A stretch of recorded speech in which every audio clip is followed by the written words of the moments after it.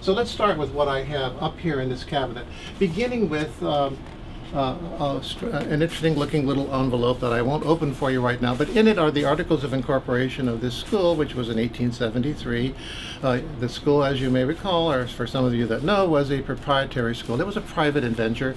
It was established by people who met in downtown San Francisco around 1872 and decided that we needed, number one, a school of pharmacy, number two, a regulatory body, and number three, an association to represent the state of the pharmacists in the state of California. All three of those goals, the Board of Pharmacy, which was the first one established in San Francisco, the California College of Pharmacy, which we are and ultimately became UCSF, and then the third one, the California Pharmaceutical Association, then called the California Pharmaceutical Society, came out of that meeting.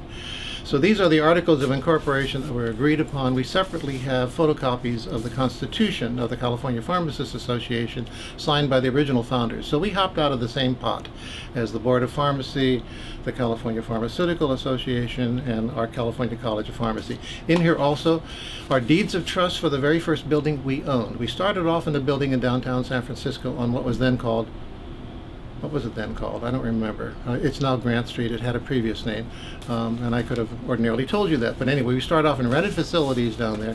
I believe we rented them from the School of Medicine, which pissed me off because at one time I was told by a faculty member, an elderly faculty member of the School of Medicine, that they had helped us go and get started by offering us free use of their facilities, and that wasn't true.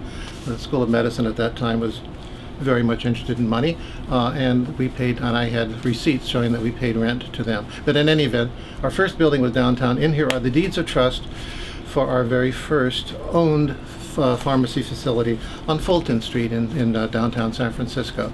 Basically, we have pictures of that. You will find them in the archives. I'll probably point them out to you at such time as I go through them. We have pictures of that building.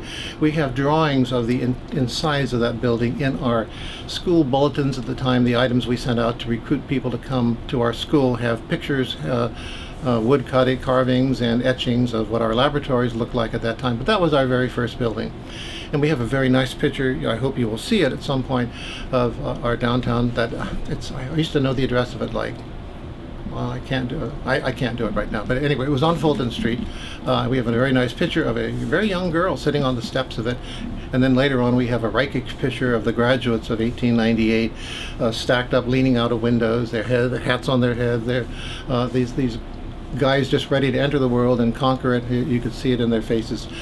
That building was destroyed in the earthquake fire of 1906. We were not there at that time. We were already on the hill here. But when it was destroyed, San Francisco City Hall was built on where it stands. If you were to go downtown and enter San Francisco City Hall, walk up the steps, walk in about 20 feet and turn right, you'd be looking at the place where the School of Pharmacy building went. 113 Fulton Street is where we used to be.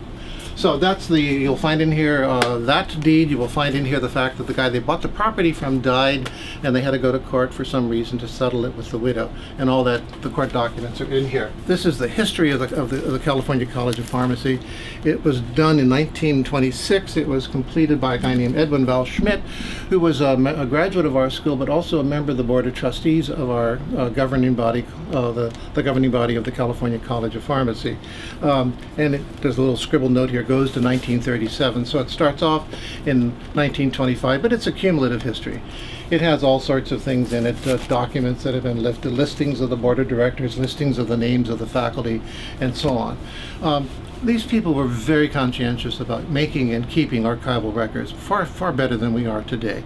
Although maybe I'm misjudging that, because with the electronic age we can certainly keep them stored forever. But they did paper stuff, and it meant manpower and time and labor, and people put a lot of time in to preserving the records of the School of Pharmacy. I'm now going to show you what I consider to be one of the most interesting and exciting documents we have. This is a minutes of the Board of Directors of the California College of Pharmacy, but it's not the oldest one we have. We have another one that predates it, 1901 or something of that kind. No, I'm sorry, we don't have that one, for reasons that I'll explain in a minute.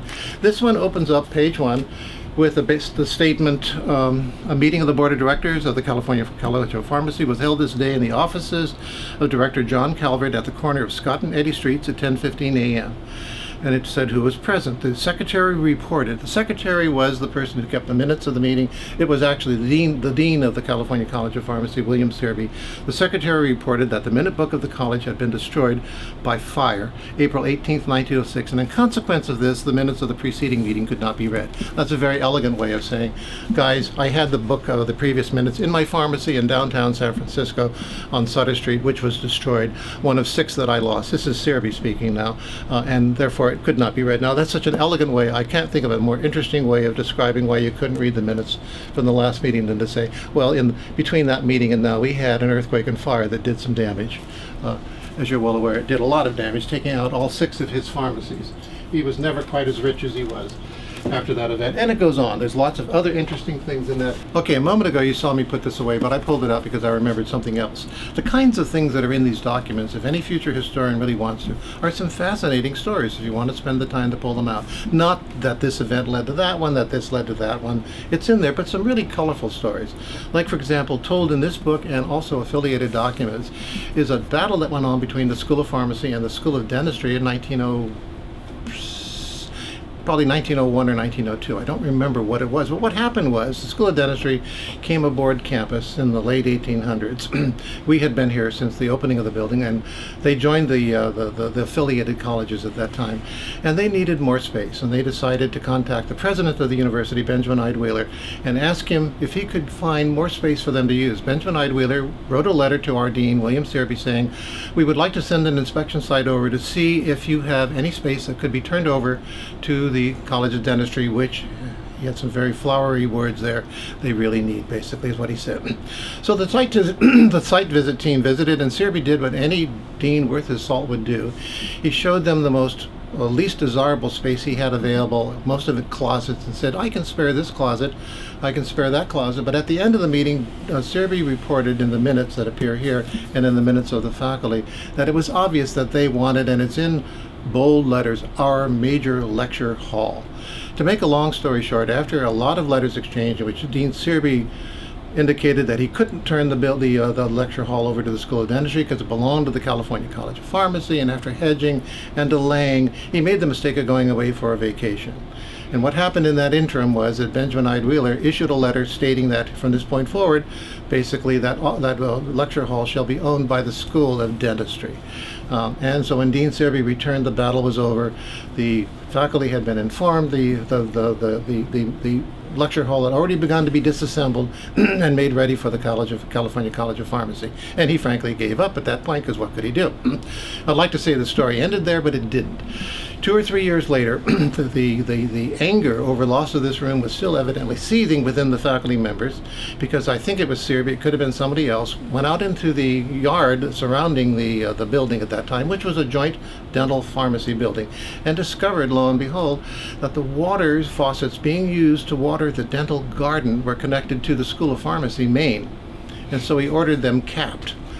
And actually sent an inspection team around to make certain that the School of Dentistry wasn't using any else of our water supplies, or any other supplies for that matter. And that story went on. There is another story later on where I don't know the full extent of it, but there was some other additional battle over hall space between the School of Dentistry and Pharmacy. So that's the kind of interesting color you will find in here. And there's some marvelous tales about curses and people, the antics of people and so on. This is another important document because actually if you'll read the end of it, you'll see it's the very first time that there is in a record of the fact that we want to be the best school of pharmacy in the nation, a vow we made then and one which I firmly believe we've kept ever since. This is what's called the inspection report of the colleges of pharmacy, and it's written under the name of it as F.A. Beckett, Ph.D., pharmacy graduate. I believe that Beckett was a graduate of this school of pharmacy, but he was also at this time, and this is in the 1800s, late 1800s, like 18, it'll tell you on the side of the cover, 1888, something like that. He was president of the Board of Governors of the California College of Pharmacy. And basically what they decided at that time, they were still downtown on 113 Fulton Street. They knew they had the Sutro site, there's a story associated with that too. They knew they had the Sutro site, they would come here, this was called the Sutro site. And they wanted now to construct a building. They had evidently begun to raise the funds for it. The state had come forward with some amount of money, but they wanted to make certain that their building was going to be the best it could possibly be for the money. So they got a site visiting team together composed of Beckett, an architect whose name I don't recall, and Beverly Cole, who was one of the founders of the School of Medicine, and sent them back east to visit the major schools of pharmacy. So this is a report of their visits with those schools. Not only did they report on they visited the Philadelphia College of Pharmacy, which they didn't have a high regard for, but they had a beautiful building, and they, while they were there, they inspected not only the curriculum, they inspected the services that were provided to the students, they inspected the administration, and they inspected and they drew diagrams, and if they didn't draw them, they had them given to them of the various construction of the laboratories, the placement of the lights. They talk about using electric lights when they come back from this meeting. And basically, at the end of this, there was a proposal that we do the following, and you'll find it in this particular record. So this was the beginning of the development of the notion that we were going to be a leader in the sciences in the profession of pharmacy. And it's quite a fascinating report to read because there are some very opinionated responses in it. Including one which they visited one school and said the so-and-so College of Pharmacy, I think it was the New York Academy or something or other, was visited, and having said that, let's move on to the next School of Pharmacy. They had no regard for that particular college. This is another fascinating book. I'm not showing them to you in any particular order. This is a fascinating book because somebody, and I would guess it was Val Schmidt, but I'm not certain. Yes, it was Val Schmidt. Collected all sorts of scrapbook. This is basically a scrapbook. He put in the damnedest things. Letterhead, not only he, but people that followed him. This is letterhead from the 1940s. School of Pharmacy letterhead from the 1940s. He put in at commencement announcements. This is the 14th annual commencement exercise of the California College of Pharmacy. And it shows the faculty at that time, who they were at the back side of it, and the dean at that time was Runyon. So we're talking here 73 and 14, whatever that is, 1900, whatever year it was, 1886. Sorry, my math when I'm talking like this is not, we got lots of those. There are, for the 15th, the 19th, the 21st, there are quite a few of those in there. There's miscellaneous historical notes, more commencement announcements. There is a recruitment announcement in here from Dean Searby, who died, as you may recall, in 1909, basically urging young pharmacists that if you really want to get ahead of the guy on the corner opposite of you got to come to our school. At the time he wrote that, you didn't have to go to college to be a pharmacist. In fact, there were only 6 colleges of pharmacy around at that time. Everybody else got trained by the apprentice method.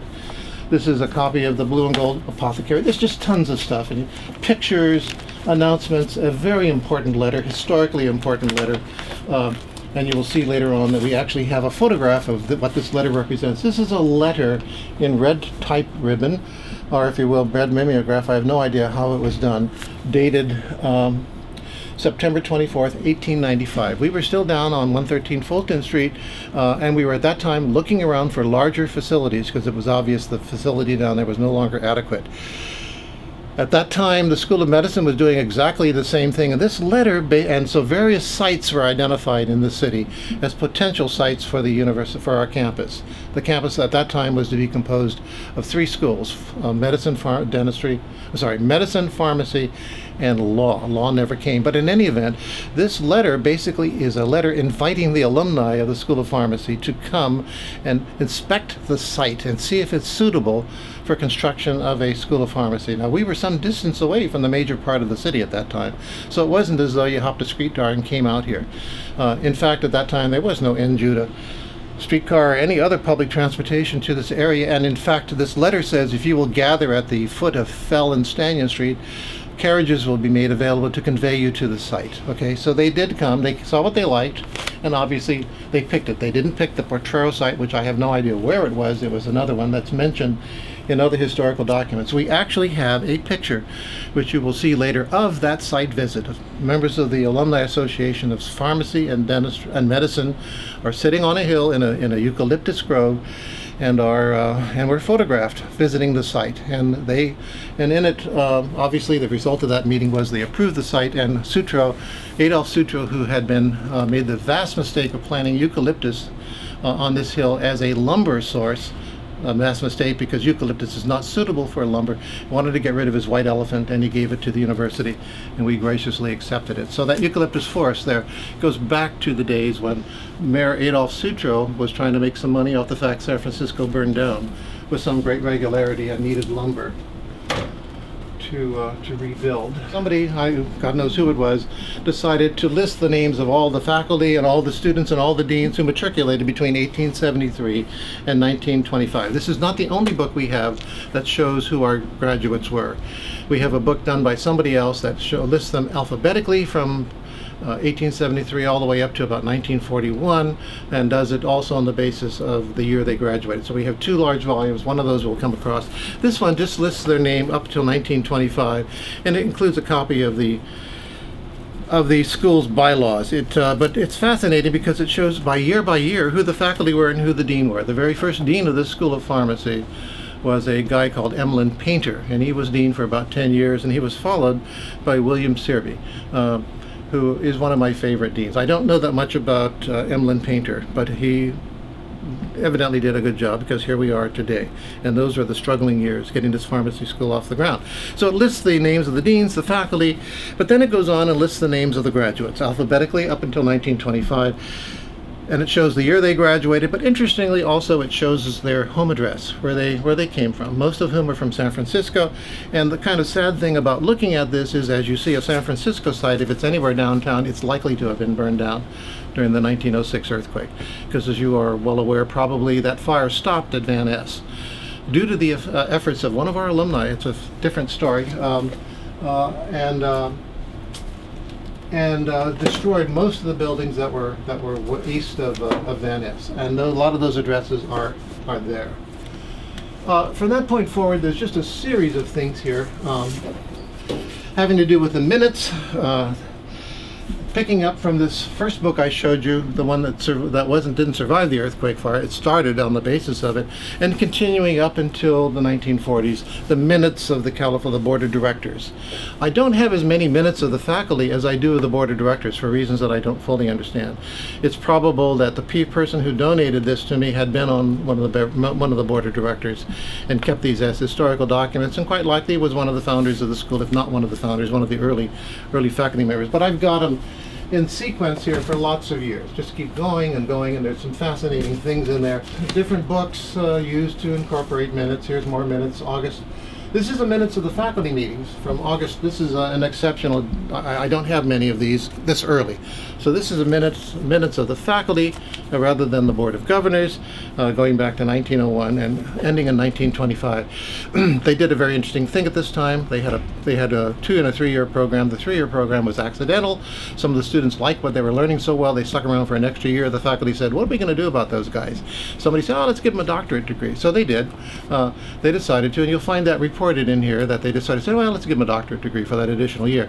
But then, having given the doctorate degree, they all realized they didn't have a doctorate degree, so they gave it to themselves too. And it's reported in here. It's called a PD degree. It would pop up 60 years later as a big debate in the profession of pharmacy across the nation. Should every pharmacist be a doctor of pharmacy, a DP, at a time when schools of pharmacy had not made the transition to it. Sad part of the story is, within a couple of weeks, the University of California Academic Senate in Berkeley heard about that, told them, you don't have the right to do that, guys. It's got to be approved by us. And I don't know what the intermediates were, but ultimately the degree was, a letter came about a year later from a guy saying, I understand you're giving a PD degree, I'd like to come and get it. And they said, I'm sorry, we're not in a position to do that. I do know the University of California Academic Senate and the President's office jumped on our faculty, so they were stripped of their PDs, their short-lived PDs. But one of our graduates refused to not use that degree throughout his lifetime.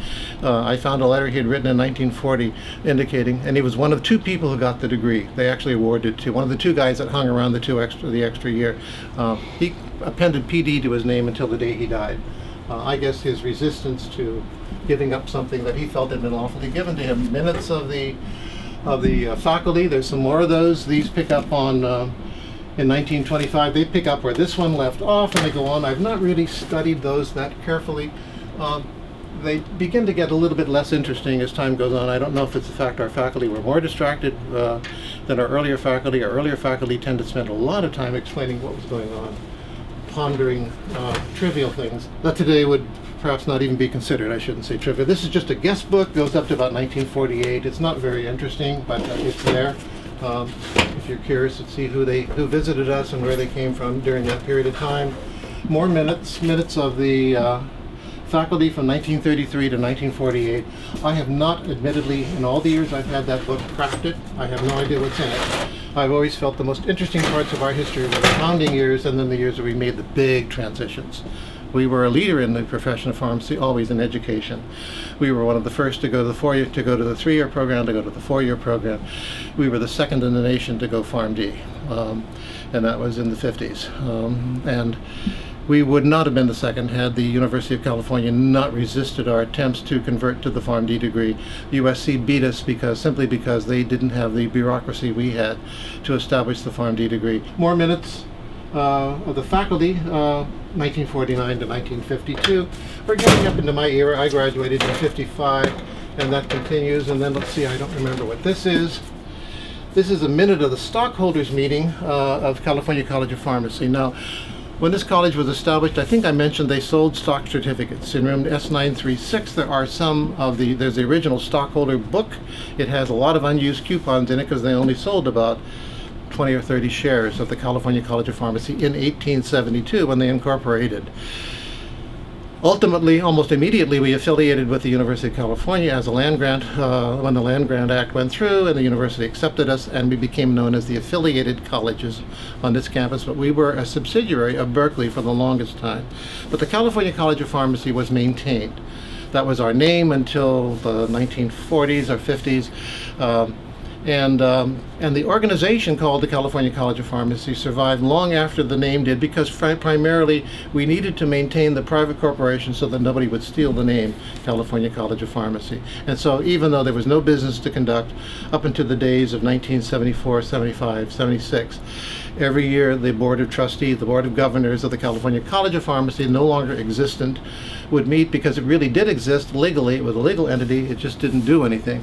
And at that time, the dean in 1970s decided it was a waste of time. There would never be another school of pharmacy in the state of California other than the 3 we had. So he decided to disband the organization. So at that time, the California College of Pharmacy came to an end. This is just more historical documents, bylaws of the California College of Pharmacy. Some letters even as late as 1964 to Stephen Dean, who was an old-time member of the faculty. We have minutes of the Board of Trustees meetings now for the 1933 to 1940s and so on. Just more of that. I admit that I've not read that one either. There's a situation going on I don't really understand. These are kind of like stock certificates issued in the 1930s. I suspect so the earliest of them is in the 1930s, as I recall. There's an earlier book in here. I think what went on is that, I'm guessing now, this is all speculation, that I told you before that the California College of Pharmacy existed until the 1967s. I think to maintain the legitimacy of it, they had to issue some kind of certificate to the people who served on the board, because as I look at these names of the people that held them, they were people who served on the Board of Trustees of the California College of Pharmacy. So this is some kind of document. It's entitled a certificate of membership, not a stock. Then these are relatively current documents, one of which is entitled Site Development Plan for the San Francisco University of California Laurel Heights facility. History will show that that's a battle we really got beat up over by the neighborhood in the 1980s.